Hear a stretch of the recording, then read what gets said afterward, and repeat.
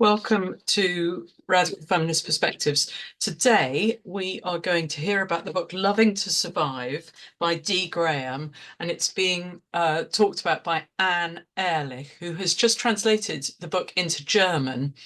So that's available. We'll put the info in the chat. And thank you so much, Anne. Over to you. Hello all. Thank you for joining for this lovely book. I'm a psychologist and psychotherapist. I live in Berlin. As Joe just said, I have translated the book into German, and I just got the print last week, actually on Friday. And this is really cool. I worked on it for 7 years, I worked on it for 1 year, and then it took me 6 years to find a publisher. But now I found a feminist publisher and it's out and it's really, really nice. Also, in case you don't know, the book is also translated into Korean, and Brazilian women have translated it into Portuguese a few years ago. The book really, really fits today because tomorrow is the International Day Against Violence Against Women. And there's a huge connection with this book because Dee Graham is one of the few feminists that actually put violence against women at the core of her understanding of women and the situation of women. So Dee Graham is, she's still alive. She was a feminist professor and psychologist and worked very much on the psychodynamics of hostages. And from this understanding of hostages, she tried to conceptualize the Stockholm Syndrome. The word already existed before, but she really tried to make it very understandable what it's actually about.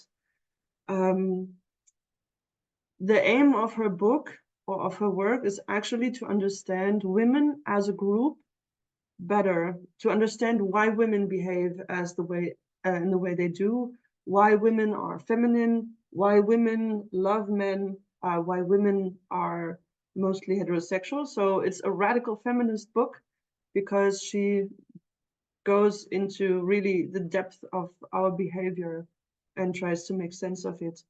The theory is it's not, so for some, it's not easy to digest because when you read it, it can remind you of many things. Same goes for the talk. I have given it many times, and I know that sometimes it's like women have to really digest what the book is actually about. And obviously, all of the things that she talks about are very, very highly emotional topics and also very controversial statements for some. So first, I'm going to try to explain what the individual Stockholm Syndrome is about, what are the precursors that she found, and what are the indicators of the Stockholm Syndrome. And Dee Graham then takes this theory and transfers it to groups. So she says if we find the same precursors or situations that lead to Stockholm Syndrome in individuals, maybe we also find this between groups. And obviously the two groups that she's going to go into are men and women in patriarchy. So yeah, first individual, then I'm going to explain her theory of the societal Stockholm Syndrome. She's the one that made up this theory. So whenever you read within a feminist context about someone has Stockholm Syndrome, this is where it comes from.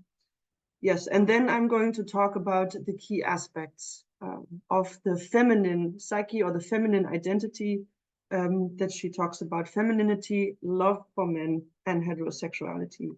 And then at the end, I'm going to quickly outline her liberation strategies that she also has.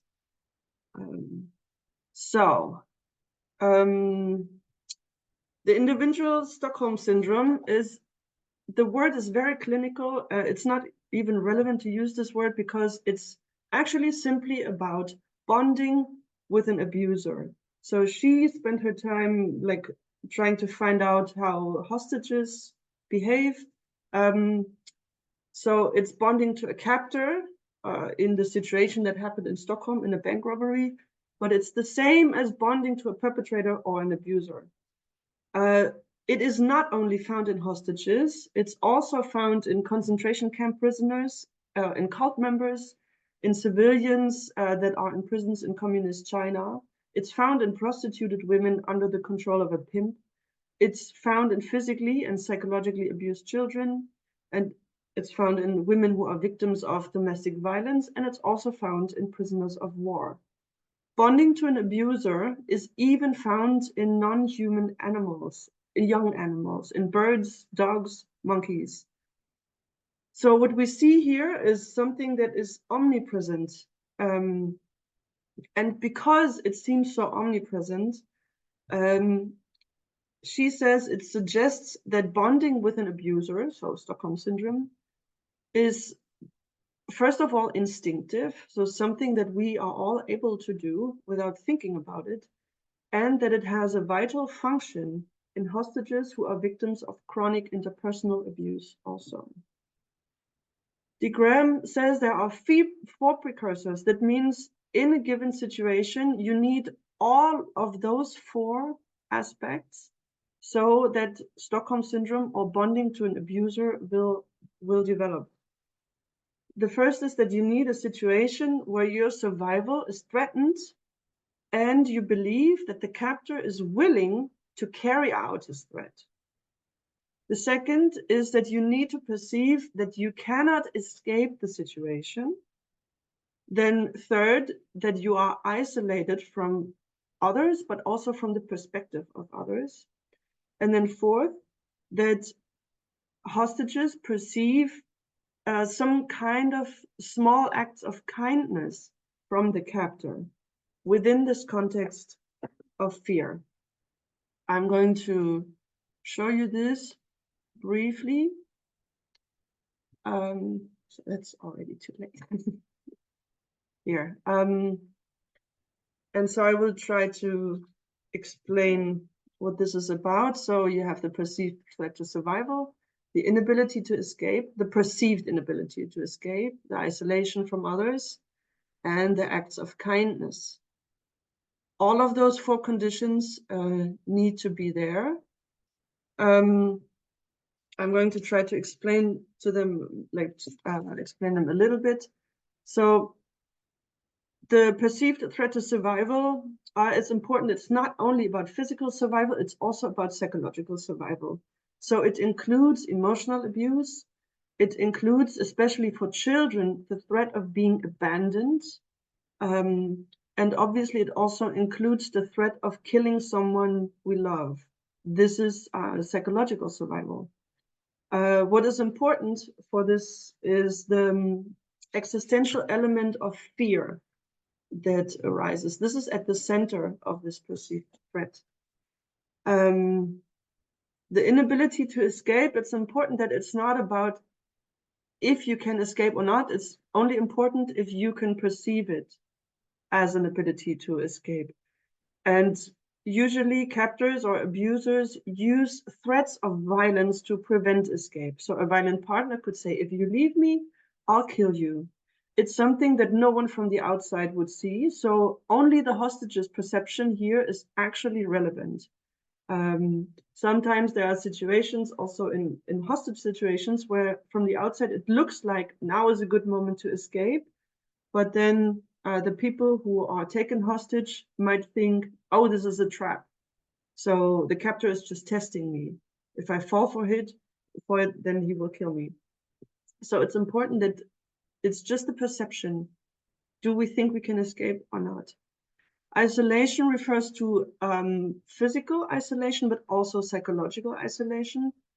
So physical isolation, it's simply, for example, an abusive relationship that the partner says you can't go, you can't leave, or it's really trying to isolate the person from contacting others. Psychological isolation usually occurs when an abuser tells the victim to not tell anyone. For example, in abusive relationships, it's usually said that this is a private matter. It's a family matter. It's a private matter, so you don't talk about this with others. and that leads to psychological isolation. The perceived kindness is the one that is probably most surprising, but it's crucial for the development of Stockholm Syndrome or for the bond to an abuser. When our lives are threatened, we perceive kindness differently. We perceive it in a distorted way. So, for example, when women are beaten by their husbands, they might experience the stopping of the beating as an act of kindness. Or if prisoners of war are first deprived of water and food, and later they are given food and water, but less than they actually need, they still perceive it as kindness. So in this situation of terror and fear and isolation and inability to escape, we perceive the behavior of the abuser or captor differently than we normally would. And this leads to a very specific kind of psychological situation or psychodynamics, which I will try to outline now. So we have a situation where a perpetrator or a captor terrifies a victim that cannot escape by threatening her survival, her physical or psychological survival. Because of this initial traumatization, the victim seeks, obviously, safety and protection. And because the victim is isolated from other people, she must turn to the perpetrator for safety and protection. So a person is traumatized, it needs some kind of reassurance. It cannot go to anyone else. So we find a way that allows us to look for this in the perpetrator. So because of the need for comfort the situation has and the will to survive, this is also crucial. We need the will to survive in order for Stockholm Syndrome to develop. And because there seems no way to escape the terror, the victim actively seeks signs of kindness, compassion, or affection in the perpetrator. If the victim perceives this kindness, she gains hope that the perpetrator will at some point maybe stop terrorizing her and allow the survival. So now in the situation where the victim perceives kindness and suddenly has the feeling of hope, the victim starts denying feelings of danger, fear, or anger towards the perpetrator. The denial takes place because the fear, and so also the danger, is experienced as absolutely overwhelming. And the anger, if it would be shown, might lead to retaliation from the perpetrator. So the fear needs to be denied, but then also the anger needs to be denied because showing the anger would be very dangerous. This denial of those negative feelings allows the victim to bond to the positive side of the perpetrator because the negative side is put aside. So we have a situation then where the victim strives to please the perpetrator and as a result becomes highly sensitive to the perpetrator's moods and needs. In order to find out what will please the perpetrator, the victim tries to put herself in the perpetrator's shoes, which means thinking and feeling like the perpetrator. Only by putting yourself into the shoes of the perpetrator can you assess what you need to do in order to keep the perpetrator happy and sympathetic. Because Stockholm Syndrome or the bond to an abuser is always bidirectional. So the victim bonds to the abuser, but also the victim needs the perpetrator to form a bond with the victim so that the victim would stay alive. So this is where all of this comes in, the need to please, the need to make the perpetrator happy, so to not raise any more anger. What happens here is because the survival is at stake, that the victim becomes hyper aware of whatever the perpetrator needs. So we have a situation where the victim is not just compliant and the perpetrator tells the victim, do this, do this, do this, and then the victim does it out of fear. No, we have a situation where the victim actively tries to find out and anticipate what the perpetrator wants and give it to him before he actually has to ask. That means that the own needs and feelings and perspectives of the victim must take a backseat. What is important is just what the perpetrator needs. And when victims are exposed to this for a very long time, so months or years, it might even happen that the self-perception is completely replaced by the perception of the victim from the perpetrator's view. So whatever you thought of yourself before is then replaced by what the abuser thinks of you.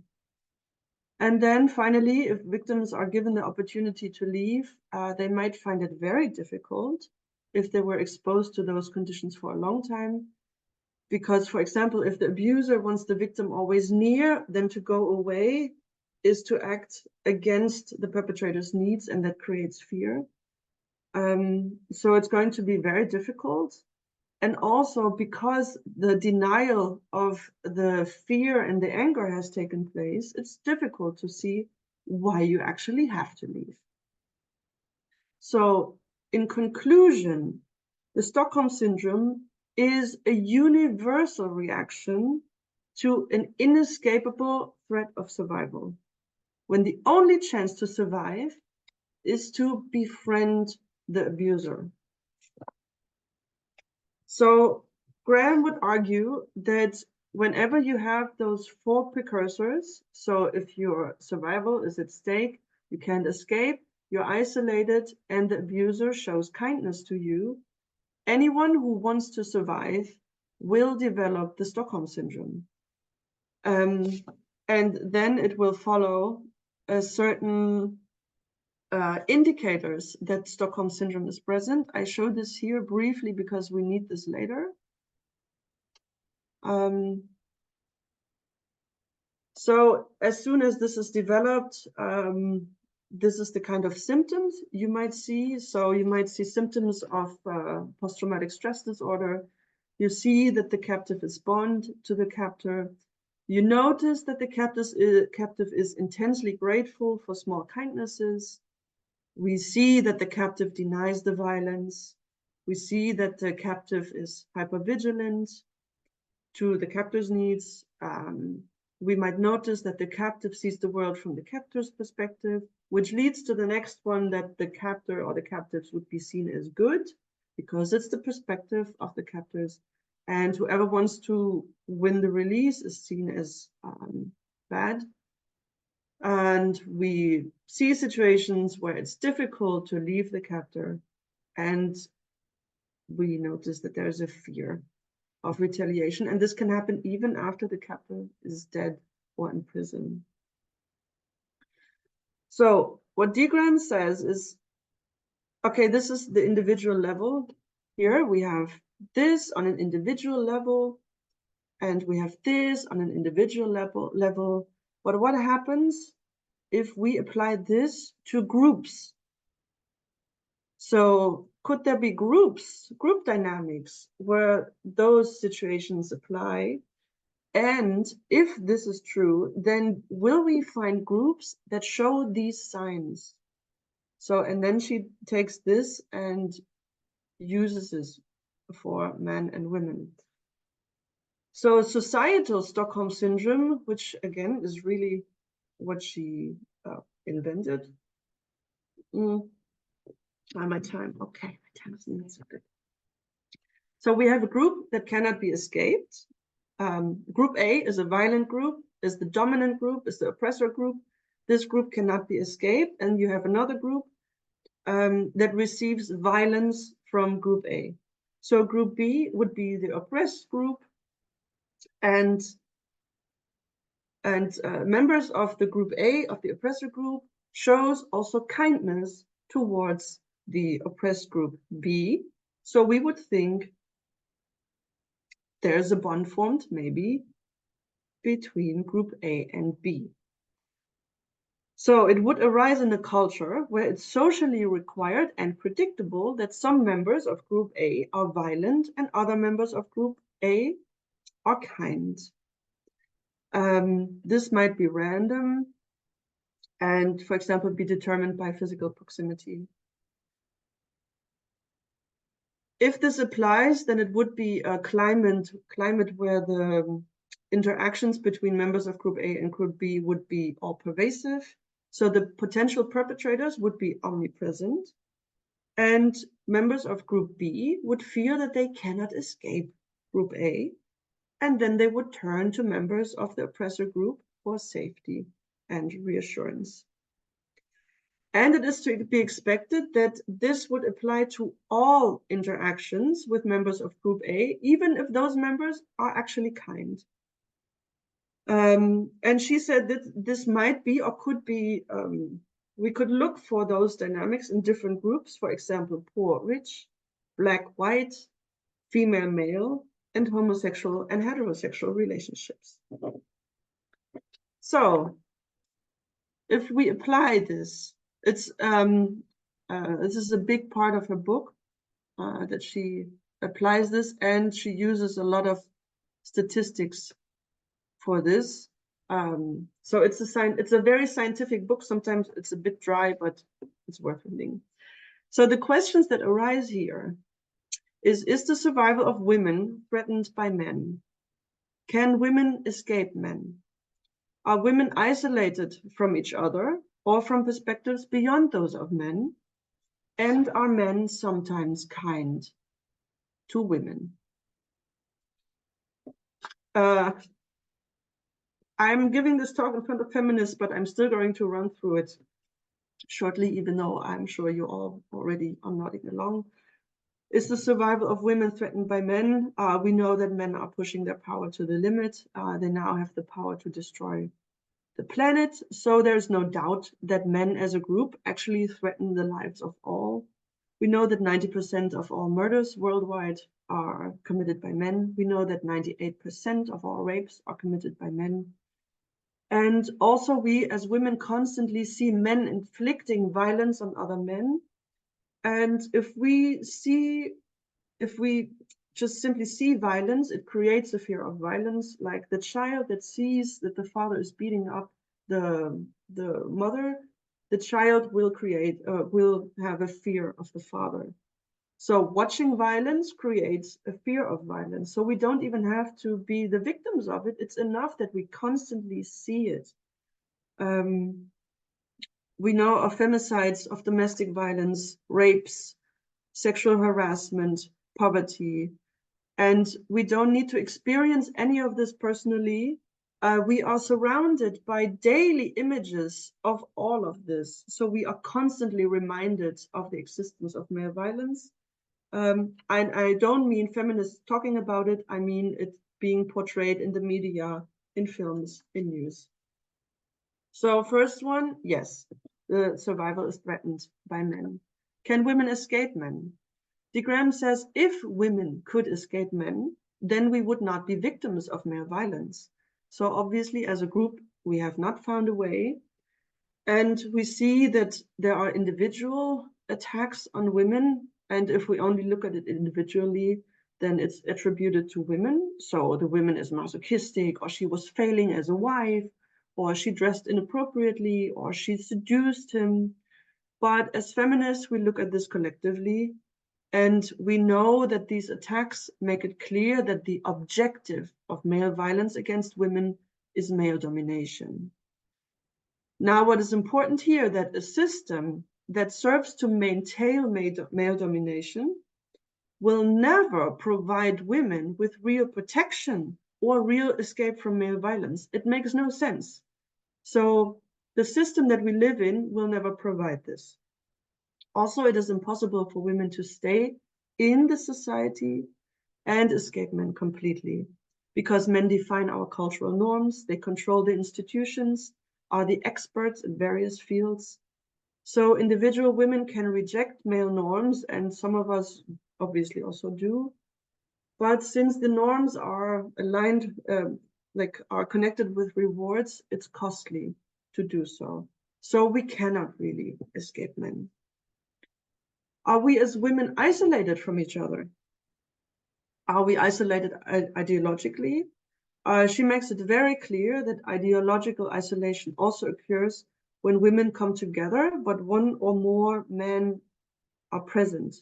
The reason is, we all know this, that women generally devote a lot of energy into looking after men and deflecting their anger. And men usually get angry when women only pay attention to each other. And we are afraid of upsetting men.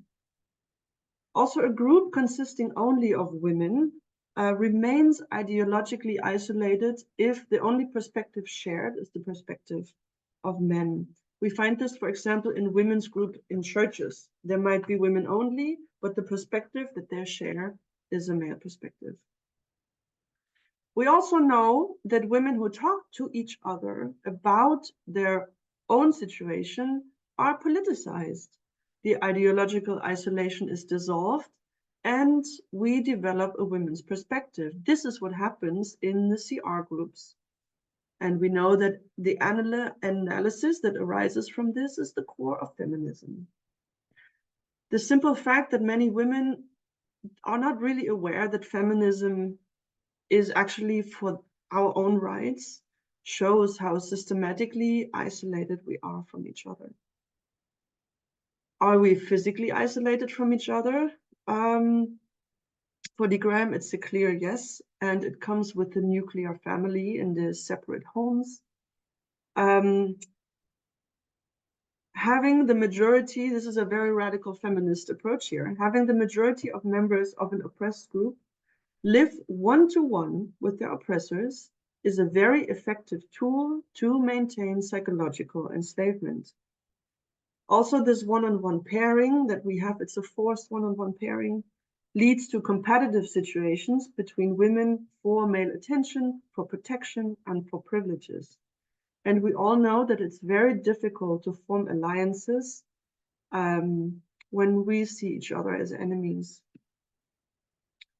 Women who live together or who don't spend so much time with men are very easily labeled as lesbians, and then they don't mean it in a nice way. So we must stay separate from each other. We shouldn't be too nice to each other. Otherwise, men get angry. So yes, we are isolated from each other. And then the last one, are men expected to be kind to women? We have different sets of kindness that is expected from men. Our men are encouraged to be chivalrous. So polite behavior in our society is sex specific. So it encourages sexist stereotypes. For example, it's polite for a man to help the woman in the coat, and it's polite for a woman to let the man help her in the coat. So for men, we have politeness as an active supportive role, and for women, we have politeness as a passive waiting role. And we can also be pretty sure that the same men that insist on holding doors open for us might be the ones that later say that women are simply not cut out for some jobs. And it's also not unlikely that the man who marries a woman to protect her is later the one who abuses her. Another form of kindness is protection from male violence, but obviously we know that women only need protection from male violence, or feel like we need this protection because male violence against women actually exists. And the price for male protection is that we give one man the power over our life. Another form of kindness is courting behavior, where men or women say that men show the most warmth or affection or tenderness during the courting phase. And then for like a few months of real affection, women give a lifetime of chores. Women also receive heterosexual privileges by men, which means that we receive material and social advantages, kindness. We receive those advantages if we couple with men. So we receive a crumb of male power if we couple up with men. Another form of kindness already here is love. Graham says it's probably the most valued kind kindness, but also men marry women and sometimes don't want to do with them much more, like after that. And many women say that men are the most affectionate during sex. For Graham, this like through this questions arise. So if men are most affectionate during sex, does that mean that sexual intercourse has a purpose? Is intercourse or making love supposed to ensure women's subordination? Do men really express love through sex? If so, then do they also express love in pornography or not? Is submissive behavior required of women during sex? And if sex has to do with love, why does heterosexual sex often have power dynamics and violent components? Here I want to read a quote from her. Examination of the social conditions that give rise to women's need for such kindnesses and of the functions that these kindnesses play within patriarchy leads to the conclusion that patriarchy is strengthened by the kindnesses men as a group are mandated to show toward women. Through men's acts of kindness, women are given a stake in patriarchy. These kindnesses wrap in a chivalric cloak the misogynistic core of our culture, disguising the actual situation of women. And now the question is, do women actually show these kind of symptoms, or can we find those indicators in women? So do women as a group show symptoms of ongoing traumatization? Here it's important that it's called post-traumatic stress disorder. So the symptoms of a PTSD are usually seen after a traumatic event. Since the trauma is still happening and it's not after, we would only expect to see early symptoms. And what we found higher rates of in women is depression, low self-esteem, fear of men or in school of boys, psychosomatic symptoms, eating disorders, anxiety disorders, phobias, panic disorders, obsessive compulsive disorders. So it would look like, yes, we see some of those symptoms. Are women as a group bonded to men? Women love men regardless what they do. The more violent the relationship, the greater the perceived love. This is based on studies. So sometimes we see violence as a sign of love even. The love for men might also be a desire for healing, an attempt to reduce oppression through love, so to tame the man, to control him, to change him. So yes, we see that women are bonded to men. Are women extremely grateful for small amounts of kindnesses? Obviously, women are very grateful for being allowed a share in the power and the money and the prestige. And we are grateful for this, even though men are the ones who prevent us to have access to this autonomously. And we are also very grateful for chivalrous behavior, even though it reinforces stereotypical sex roles that at the end hurt us. Do women deny or rationalize the violence against them? The first part of a denial is that we see men as our protectors instead of our violators. Women also believe that men will protect our rights, even though the justice system protects men's rights, and it does not protect women who have been victims of rape, incest, or domestic violence. We also turn the anger we feel towards men against ourselves, against other women, and against children. We rationalize the violence of men. When other women are victims of violence, we use strategies to avoid becoming aware of our own vulnerability. We say, I am different from the victim. I'm older, I live from somewhere else, I come from a different background. Or we blame the victim. She went out at night, she was wearing those clothes. So basically what we're trying to tell us is it wouldn't have happened to me, so I have a feeling of control. Are women overly attentive to men's needs, and do they try to make men happy? Women, as feminists, we know this, provide domestic, sexual, reproductive, and emotional services to men all the time. We constantly put men's needs first before our own. And we are actually, this is also based on studies, we are more aware of men's needs than our own or other women's. So yes, we are empathetic, but more so towards men. And women also change their bodies to please men.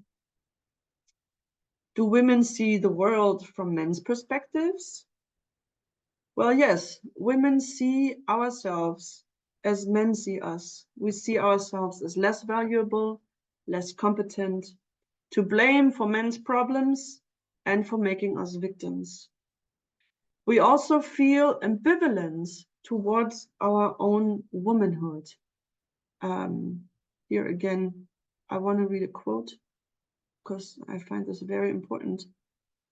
In one sense, the ambivalence women may feel about being female reveals an attempt by females to maintain feelings of self-worth by denying our membership in the less valued group, females.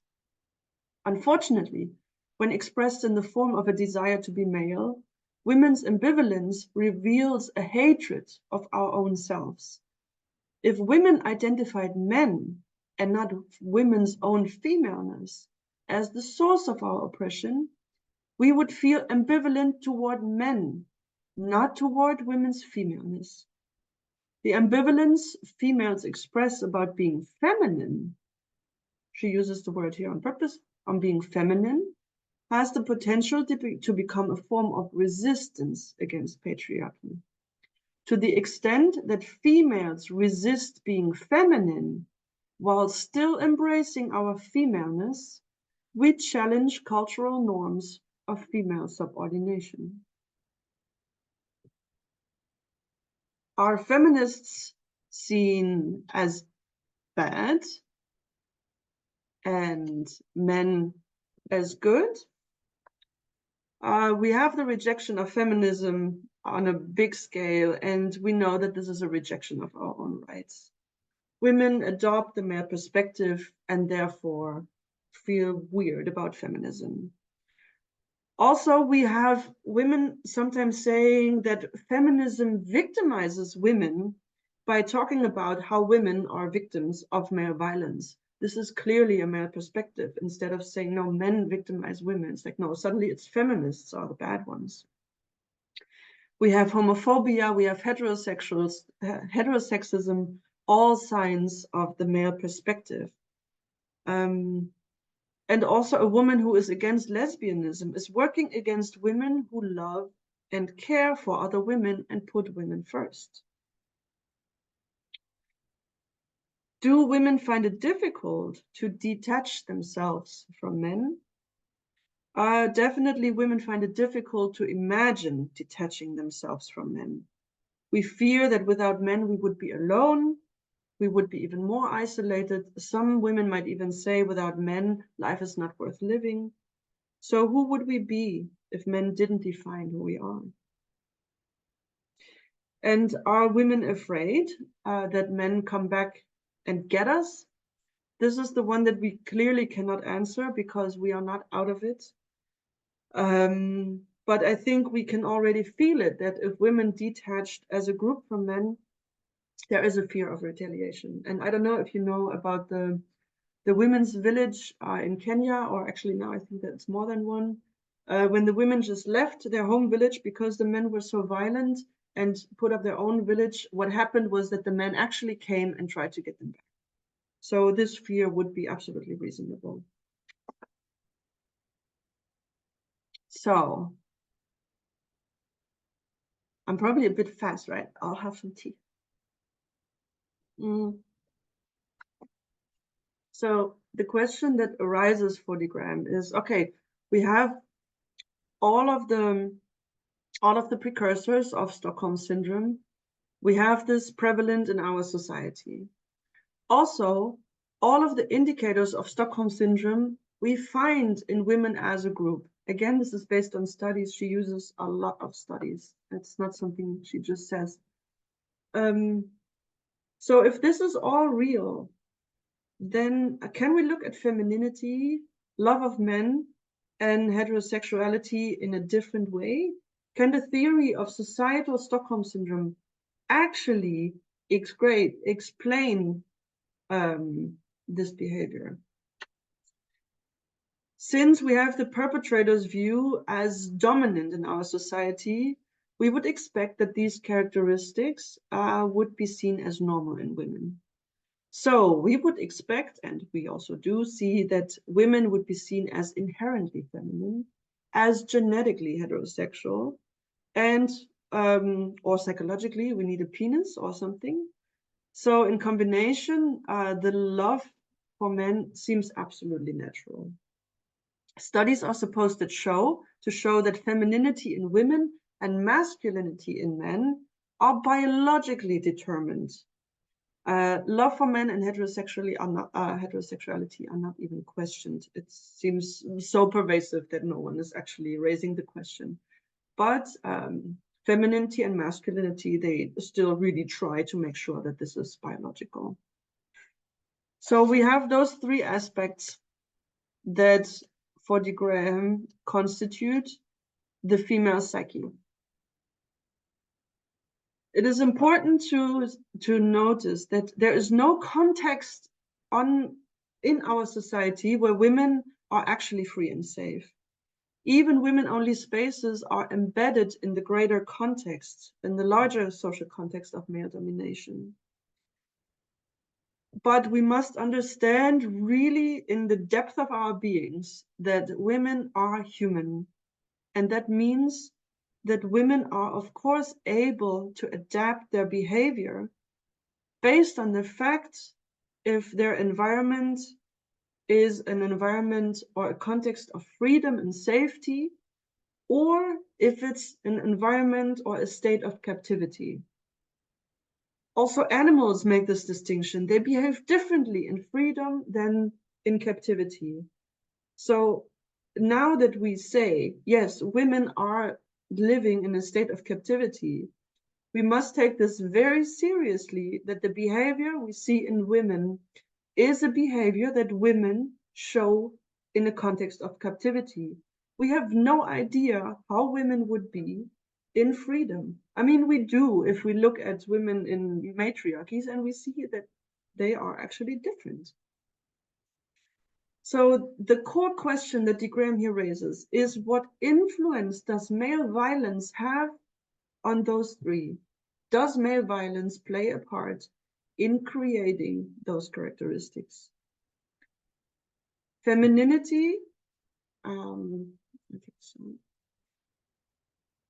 femininity is attributed actually to those who are weaker, who are victims, and who submit. So if there's no escape, people take on the role of subordinates to appease the enemy or win him over. So for de Graham, femininity is a blueprint of how to deal with an enemy by winning him over. So if men love us enough, they will bond with us and they will stop their violence. So it's first of all a subordinate position, but then it's also behaving like men want us to behave. Traits associated with femininity are linked to traits of subordinates and people whose behaviors are meant to please rulers. Appearing weak and helpless, appearing to be less intelligent, be more emotional and show more childlike behavior, appear inferior and weaker, and show differential or flattering behavior. This is not women-specific behavior. This is behavior that we see in people that need to appease to rulers. So to be feminine means to be kind, caring, intuitive, sensitive, flexible, weak, small, dependent, insecure, unassertive. To be masculine means to be strong, powerful, in control, courageous, to have money and status, be a leader, be aggressive, be competent, be strong-willed. So, as she here famously says, and I quote, masculinity and femininity are code words for male domination and female subordination. But since women belong to the group of subordinates due to their biological sex, we see also that the oppression and the violence against us mainly take sexual forms. So women become sexual objects and are forced in relationships with men. What that means cannot be stressed enough. It means that femininity, the characteristics of subordinates, are sexually charged in women. So in other people, in other groups, we might see this behavior that, so being weak and being like nice and flattering and act like, oh, I don't know what's wrong. We see this also in other groups or other people, but in women, this will be sexualized. So femininity or this kind of behavior of subordinates in women will be sexually charged because we are sorted into the category of subordinates due to our sexual organs, and men use sexuality to oppress us. The question that emerges, why are men attracted to feminine women? Why are women afraid to be seen as unfeminine? What influence does femininity have on how men treat us? And would femininity disappear if in women if male violence stops? I also have a quote here. To the extent that femininity is a psychology of the oppressed or an indication of societal Stockholm syndrome, we are forced to ask whether women should support our culture's glorification of feminine qualities.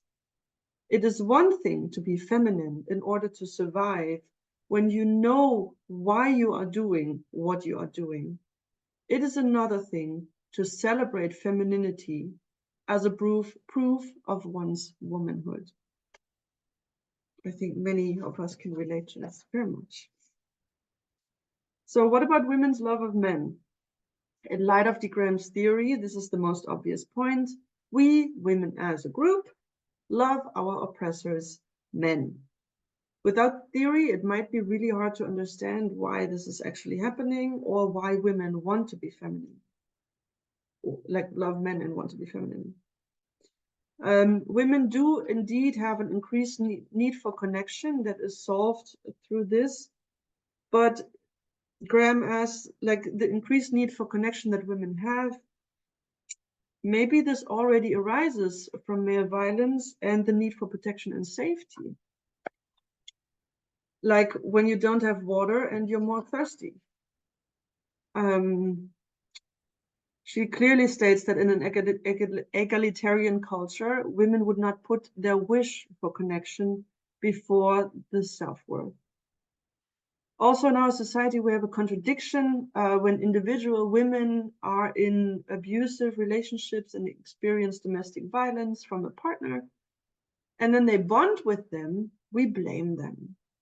But when women generally bond with men in a society where men as a group are violent, this is still glorified and celebrated. So in the face of the violence, why do women still love men? Obviously, love can also exist in mutually supportive relationships. So she doesn't say, oh, no individual woman can ever love an individual man, and this is all societal. She says, love could arise anyways, but if it would, then this love should look qualitatively very different from the love that arises in the Stockholm Syndrome, because the love that arises in Stockholm Syndrome is a desperate love, because it's a survival response. So Graham says the love of men is a survival mechanism, probably, but while it's there to support our survival, it also maintains the oppressive structure because it goes hand in hand with all of the services we give to men. So we deny our fear, we love men, and then we think we serve them because we want to. So if women stopped loving men, would men make us continue to perform all these services for them, but then without our belief that we are doing it out of love, painfully aware that we are in fact their servants? Would men stop protecting us from the violence of other men? And would the men who have not been violent yet become violent? If those questions evoke fear, then it only shows the extent of Stockholm Syndrome. There's another quote I have here. Women's bonding with men may be an attempt to heal the wound created by male oppression, as well as an attempt to halt the oppression through love. It may be an attempt to find the comfort and self-assurance which have been denied to women by fear of male violence and by actual male violence. Such bonding may be an attempt to encourage men to stop their violence against women by promoting a seemingly incompatible response, their love of women. It may be an attempt to gain indirect access to male power and privilege, since direct access is denied to the vast majority of women in patriarchy. And the last part, before I come to the liberation strategies, I hope I manage it, is heterosexuality in women. So first of all, she tries to make it very clear that as human species, we have the genetic disposition that provides us with the potential to express sexuality in very different ways and to conceptualize sexuality differently. So our social environment, she says, determines which sexual practices we engage in out of our repertoire and in which concepts we think. Most women right now derive their primary sexual pleasure, sometimes, from relationships with men. However, our first love relationship, or the first bond we form, is most often with a woman, mostly with the mother. We know that men are expected to maintain male dominance through sexual intercourse. Men must make a woman out of as many women as possible. It means bringing as many women into the subordinate position as he can. So the heterosexual sex act makes the man a man and the woman a woman. She's referring a lot to Andrea Dworkin here. So intercourse in patriarchy is practiced by men in such a way that it upholds male domination and female subordination. That's why lesbians also don't have sex, by the way. It's most clearly in the context of pornography, where sex between men and women are clearly viewed as and shown as a very aggressive act. So now, how does de Graham's theory come into that? According to de Graham, the attachment to an abuser is at no point in time greater and more frequent than at the pivotal moment when his dominance and her subordination are most evident. And so here it would be in the heterosexual act. At the moment of the greatest threat, victims try hardest to establish a bond with the perpetrator. And since the sexual organs are the part of women that firstly sort them into the category of subordinates, I think that's clear, and secondly, are the most vulnerable and most threatened by male violence, clearly, like rape is what women are most afraid of.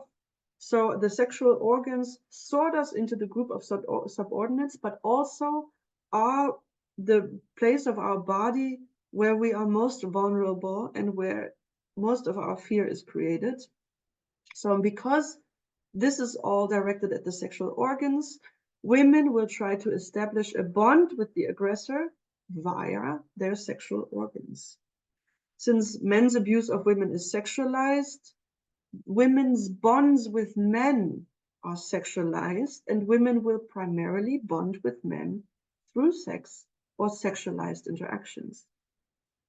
if men demand sexual and reproductive services from women, and if women's survival depends on men's feelings about us, women who want to survive and who see no other way out, this is important, women who want to survive and see no other way out, will provide sexual and reproductive services to men. If the goal is an emotional bond, and this is to be established through sex, because this is where men most affectionate, we heard this earlier, then women will be most dependent on signs of affection from a man during intercourse. Many women will state that during intercourse, it's the only time where men are actually sensitive and loving, but it's both at the same time. Male aggression and also male affection are strongest during intercourse. Since the survival depends on male kindness, and we see kindness twisted, we see this as kindness, and then we will bond with men in this moment. So we will want to have sex with men because then we will feel safe. So intercourse is also more dangerous for women than men, the threat of rape here. So we perceive kindness also differently from this perspective. So if kindness is shown during intercourse, might this explain why women have greater problems separating love and sex? In addition, there's a high social pressure to have sex in a relationship. So we know that for women, no longer having sex with men because they are violent is absolutely not seen as a legitimate option. So the questions that arise here is, could women's erotization of male aggression be a result of adopting a male perspective? Would men become even more violent if women stopped providing them with sexual and reproductive services? And here's another quote. Just to make this clear again, because it's, I think, the most complicated part of her theory.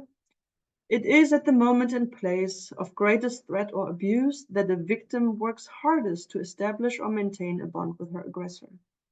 If it is at our sexual organs that women are most vulnerable to male abuse, it will be through our sexual organs that women will most try to forge an attachment or bond with men. Thus, women's efforts to create or maintain a bond with men will be greatest during sexual intercourse. In other words, because men's abuse of women is sexualized, women's bonds with men are sexualized. And because men's abuse of women is sexualized, the primary way women establish and maintain bonds with men is through sex or sexualized interactions.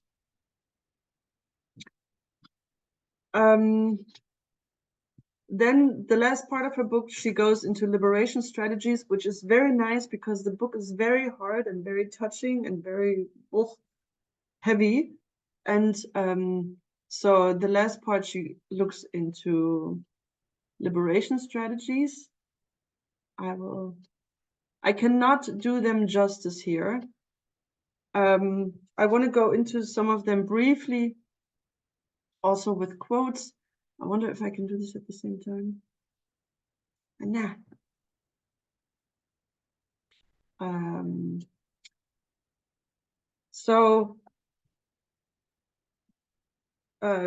The first thing is that we should value our distrust of men and hold men accountable. And I really like this quote. Whenever women hold men accountable, we invoke a reality that stands outside the artificial, though powerful, dominance relation of men as a group to women as a group. Whenever a woman holds a man responsible for his behavior, she defies patriarchy's claim to define reality. She calls the universe to witness. She says, power is power, but it is not true. You are as human as I, no less and no more. You cannot escape the work of being human, even if you punish me or kill me for reminding you of that work. And so I wonder if I can do this at the same time. Can I have this open?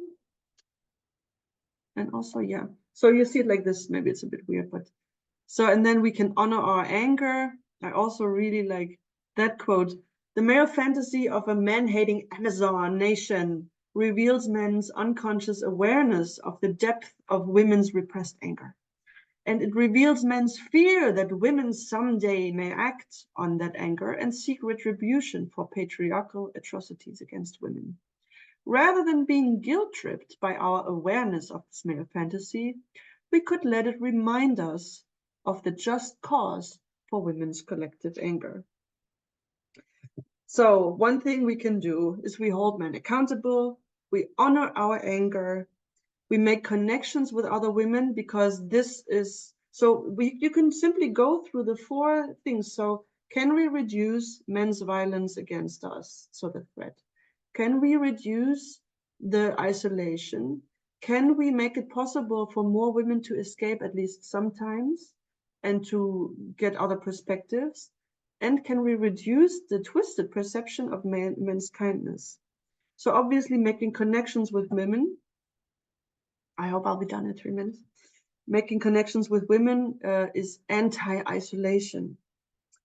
To honor our anger is against the twisted perception of the abuser. Then what we also do in feminist language, we try to express our own perspective and to get rid of the men's perspective. We can start to envision a time without patriarchy. So that is also against the feeling that we cannot escape. If we start envisioning how it could be, then we get a feeling that we could escape. It's not important that we develop the exact kind of world that it will be. It's just about giving us space to imagine that it could be different.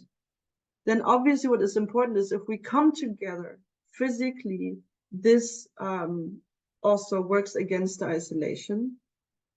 It is important that we resist, that we claim our space.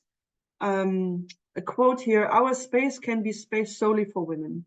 It also can be space where women are recognized as real by men as well as other women. Asking where this space is for us in non-physical as well as physical domains, therefore, is always important.